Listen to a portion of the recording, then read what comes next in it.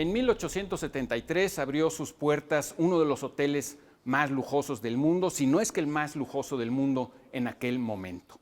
El Midland Grand Hotel de Londres, junto a la estación de ferrocarriles de Saint Pancras, es decir, de San Pancracio.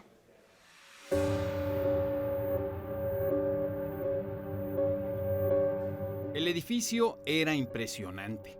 Se levantó con 60 millones de ladrillos y 9,000 toneladas de metal. Costó el equivalente a unos 500 millones de dólares del día de hoy. Su escalera principal estaba decorada con 2,300 flores de lis. Lucía ventanales de 15 metros de alto y en sus 300 habitaciones había detalles decorados con hoja de oro. Por si eso fuera poco, también pretendía estar a la vanguardia en innovación tecnológica. Contaba con elevadores hidráulicos, los primeros que se instalaban en una propiedad privada, puertas giratorias casi nunca antes vistas y pisos de concreto a prueba de incendios. Inauguró también el primer salón fumador exclusivo para mujeres, algo que ningún otro hotel del mundo ofrecía entonces.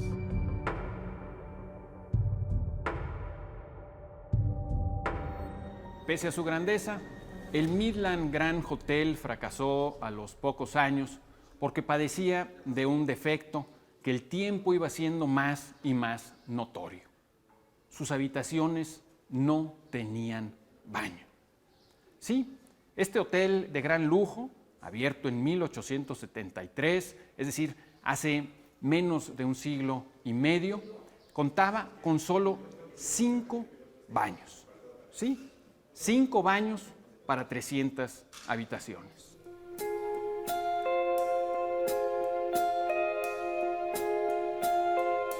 La idea de contar con un baño para cada habitación de hotel, o para el caso de contar con baño en la propia casa, es una idea más reciente de lo que mucha gente se imagina. A mediados del siglo XX, solo 1 de cada 10 casas en Francia contaba con un baño completo, es decir, excusado más tina o regadera. En 1982, yo mismo pernocté en París en un hotel económico donde solo había una regadera para todos los huéspedes.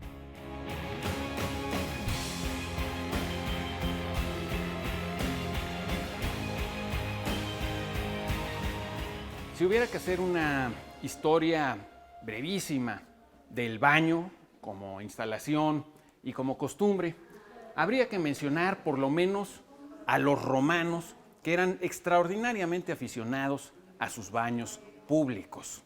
Quizá no sea casualidad que los romanos también hayan destacado, no tanto por su genio inventivo como los griegos, sino por su impulso ordenador, tal y como lo vemos reflejado en sus leyes. Porque la ley, como argumentaré más adelante, cuando se cumple, tiene también funciones de limpieza.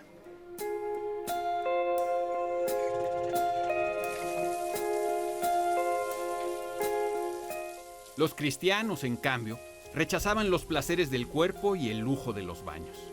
En la Edad Media, los europeos se bañaron muy poco.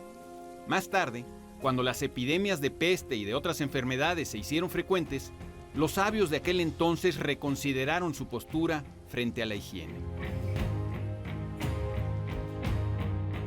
Lamentablemente, llegaron a una conclusión errónea que costó millones de vidas.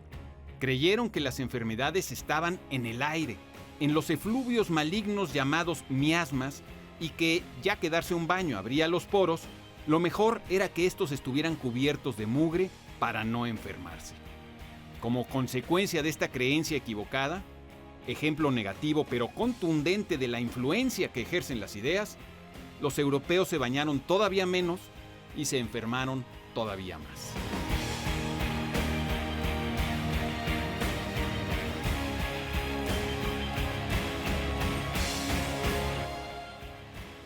Puede decirse que para la mayoría de los europeos, el agua no volvió a ponerse de moda sino hasta mediados del siglo XIX. Si bien la reina Isabel I, la reina virgen de la época de Shakespeare, adquirió el primer excusado del mundo para su palacio, en realidad no fue sino hasta la Gran Exposición de Londres, en 1851, en la que cientos de miles de visitantes pudieron aliviarse en baños con agua corriente, que los baños volvieron a ponerse de moda o comenzaron a hacerse populares en el viejo continente.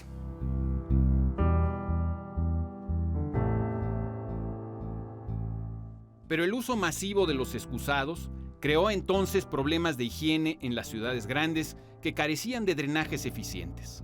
Si hoy contamos con estos, se debe a que de otra forma los excusados no tendrían en dónde desaguar.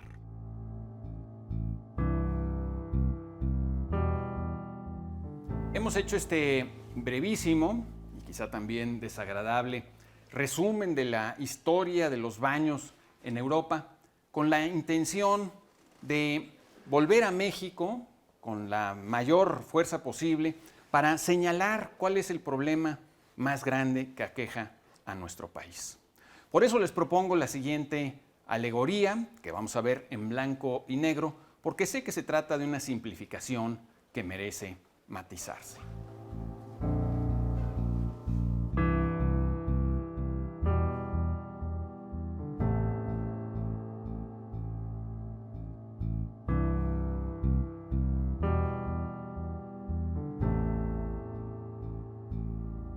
Supongamos que el Estado mexicano fuera un edificio.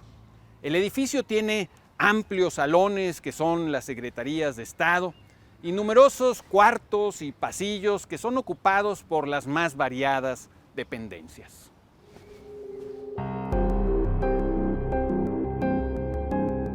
Cada 6 años se nombra un nuevo administrador que trae consigo sus propios proyectos de qué hacer con el edificio. Y constantemente se están levantando y pintando muros y cambiando y retapizando muebles y decorando aquí y allá con gusto desigual. Una lámpara, un cuadro, un nuevo programa prioritario. Pero estos cambios y mejoras sirven de poco porque el edificio tiene un problema básico. Los baños no sirven. Las cañerías están tapadas y no existe el drenaje. Huele muy, muy mal. No importa cuánto se gasten en renovar y en decorar y en construir, el problema sigue siendo el mismo.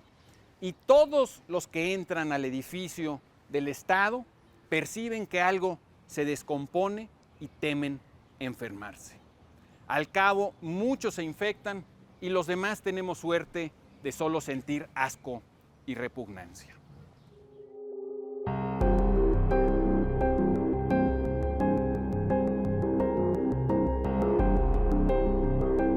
Estamos hablando, desde luego, en sentido metafórico, pero es necesario hacerlo para ilustrar el gran problema de nuestro país. Las suciedades que deberían irse con el agua, por los tubos, sumergirse en la tierra y eventualmente purificarse, se acumulan a la vista de todos. Nuestros baños no sirven. Las cañerías están tapadas y la peste, que invade todos los rincones del Estado, es insoportable. La corrupción, la impunidad, la injusticia son insoportables.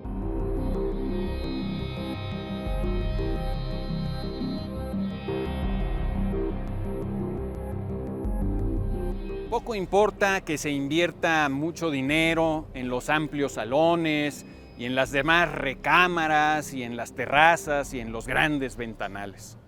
Poco importa que se cuelguen letreros o leyes indicando cómo jalar, cómo usar las llaves, cómo lavarse las manos.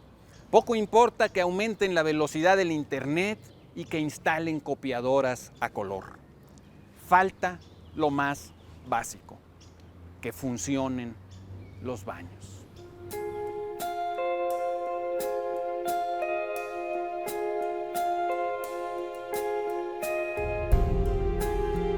En todas las sociedades, sin importar ni sus genes ni su riqueza, se producen desechos.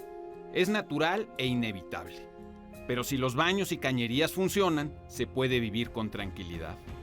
Nuestro problema no es rediseñar la naturaleza del mexicano ni su cultura, sino contar con baños y cañerías que funcionen. Dicho sea sin metáfora, La misión esencial del Estado es la de procurar justicia.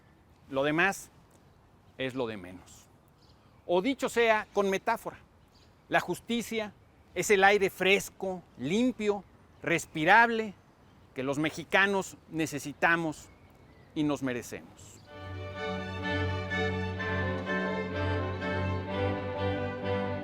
Ya mencionamos que los romanos se distinguieron tanto por sus leyes como por sus baños. Quizá no sea tampoco una casualidad que hoy en día, donde funcionan bien los baños públicos, suele funcionar bien el sistema de justicia y viceversa. El Midland Grand Hotel tuvo muy pronto malas épocas. En sus pisos de concreto era muy difícil instalar cañerías y como cada vez más clientes demandaban baños privados en sus habitaciones, el hotel tuvo que cerrar sus puertas.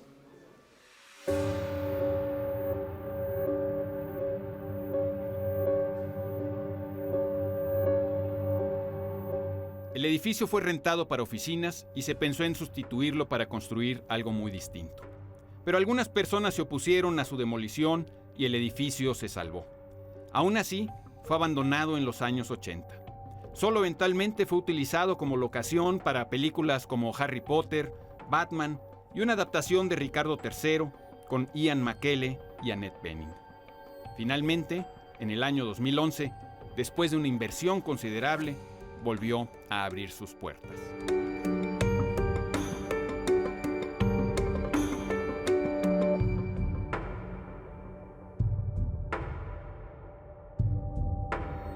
El edificio del Estado mexicano también puede arreglarse, pero no pintando muros y cambiando la decoración, sino arreglando sus baños, sus cañerías y su drenaje. Para hacerlo, no bastará con el dinero. Soy Pablo Ullosa. Usted tiene la palabra.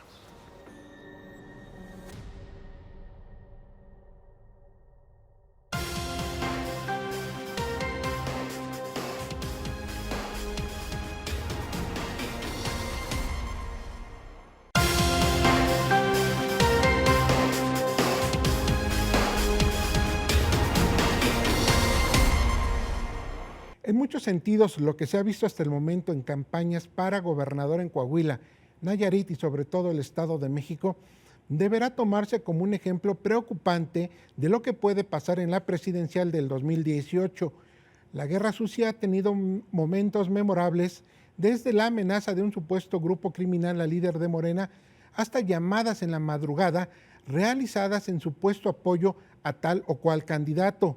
Las elecciones estatales previas a cualquier elección presidencial son tomadas como un laboratorio por y para los partidos políticos. Ahí se experimentan nuevas técnicas y tácticas, ya sea de convencimiento, afiliación voluntaria o masiva, y hasta se prueban nuevas formas de comunicación política. Pero lo visto hasta ahora no deja mucho lugar a la esperanza. Ni modo, eso es lo que hay.